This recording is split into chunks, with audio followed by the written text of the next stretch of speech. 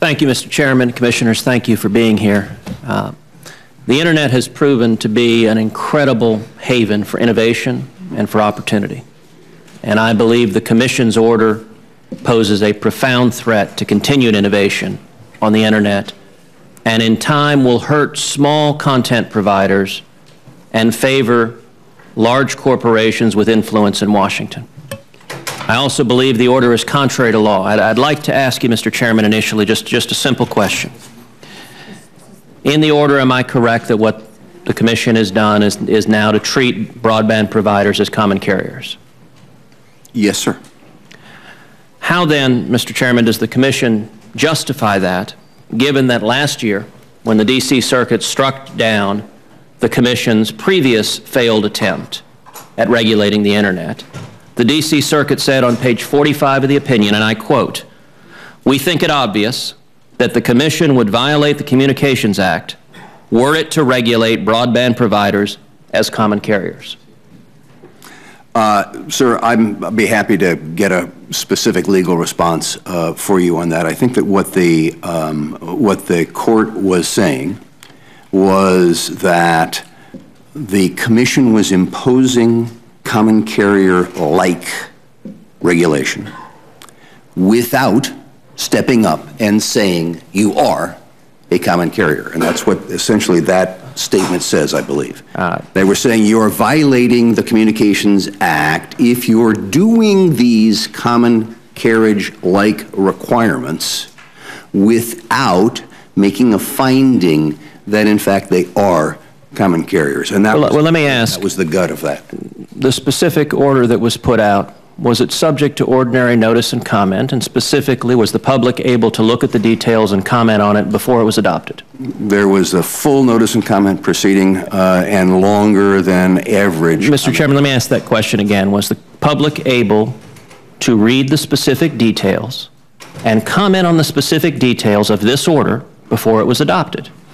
The order was put out in keeping with the total process, the precedence. Mr. Chairman, you're avoiding saying the word no, but because with due respect, sir, and the O'Reilly rule never disagree with. My question is simply, was the public able to read the order and comment on it before it was entered? The answer is no, correct? That is not the way the process works. I didn't ask. No, that's it. I believe that's an answer. Mr. Chairman, I did not ask the way the process worked. I asked, was the public able to read and comment on it before it was entered? There's either a yes or no. Either yes, you could go and read it before it came into effect, or no, you could not. The public never reads orders, sir, so the answer to that is... Okay. The answer is no. I would note that just a few weeks ago, President Obama's executive amnesty was enjoined by a federal court for violation of notice and comment.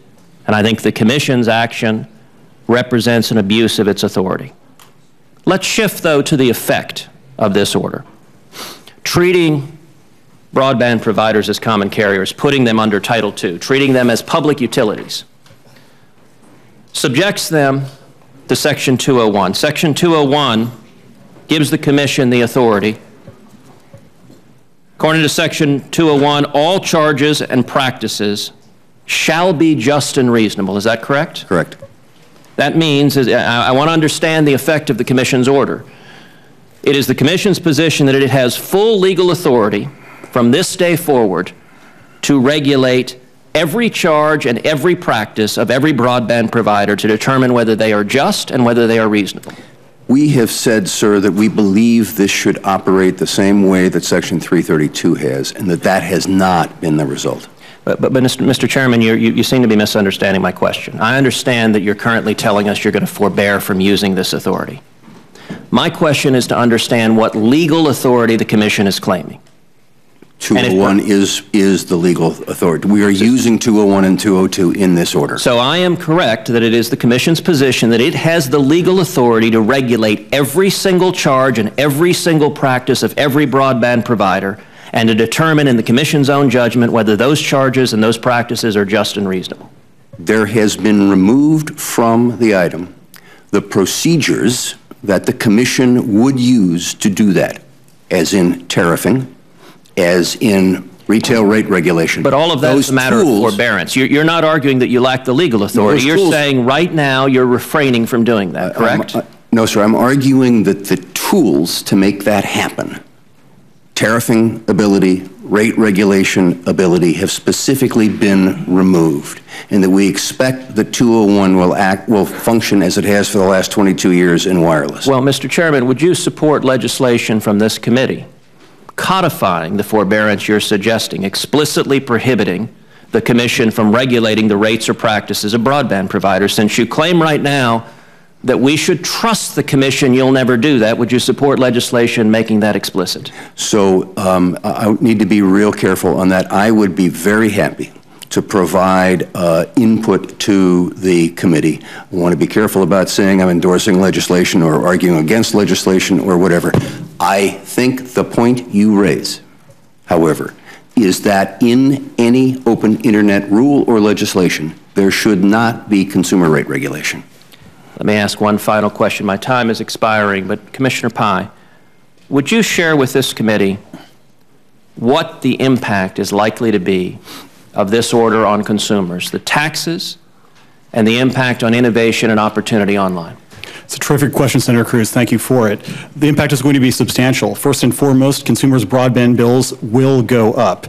The door is open to billions of dollars in new taxes through the Universal Service Fund contribution.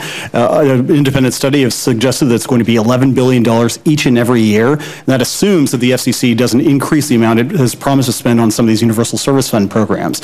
Additionally, these fees are going to go up as a result of the increase in state and local taxes that broadband providers are going to have to pay as a result of reclassification. Telecom providers traditionally pay a higher rate than non-telecom providers. The fees are going to go up additionally because pole attachment rates are going to go up. Right now, a lot of the broadband providers pay a lower 224D rate. That rate is going to go up to the 224E rate. That cost has to be borne by someone. It's going to be borne by the consumer. And that's just the bills.